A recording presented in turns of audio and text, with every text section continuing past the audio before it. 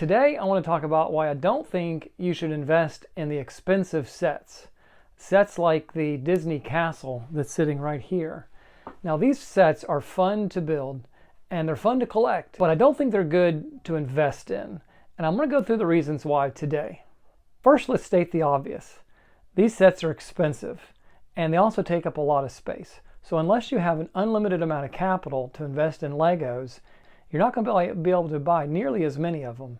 Also, unless you have unlimited space, you can only store so many. These sets are pretty good size and they really do take up a lot of space. Not only that, but they're also actually pretty heavy. So depending on how you store them, if you're in a situation where you have to stack them on top of each other, which I don't recommend, the top sets can actually start to push down on the other sets and start to kind of mess up the boxes a little bit. Unfortunately, that's happened to me before when I used to store them incorrectly. I actually ended up messing up a few of the boxes that I had, and they were some of the larger sets. However, the biggest reason why I would not invest in any more larger sets is simply because they're difficult to get rid of. When I say get rid of, I mean to sell, to make a profit on. So most of the sets that I've sold over the years, I've sold on eBay. Now I have sold a few through Marketplace, on Facebook, and person to person, but for the most part, almost everything I sell is on eBay. Well, if you buy a large Lego set in the Lego store, they don't give you a cardboard box. You just walk out with the set. If you're buying it online through lego.com or you buy it through Amazon or Target, then they do give you a cardboard box. If you get a cardboard box, you should keep the cardboard box because it is very difficult to find a huge cardboard box for a huge set like the Disney Castle set. So if you've got that set and it's not in a cardboard box and you've sold it on eBay, good luck trying to find a huge cardboard box that thing can safely travel in all the way across the country wherever you sold it to.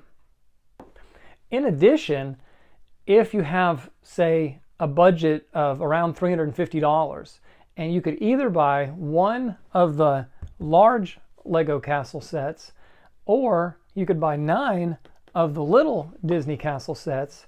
In each case, you're going to spend around $350, $360.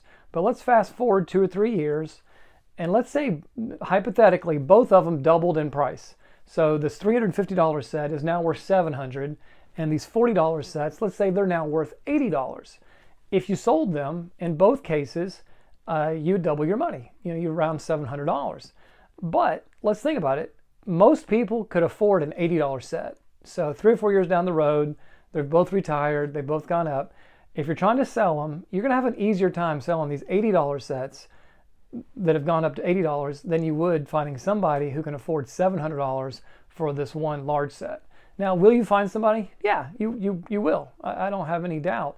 But I'm just saying it's a lot easier to sell the less expensive sets than it is the bigger set. So the biggest reason, again, why I would not invest in the really large sets is just because they're very difficult to sell, to make a profit on down the road.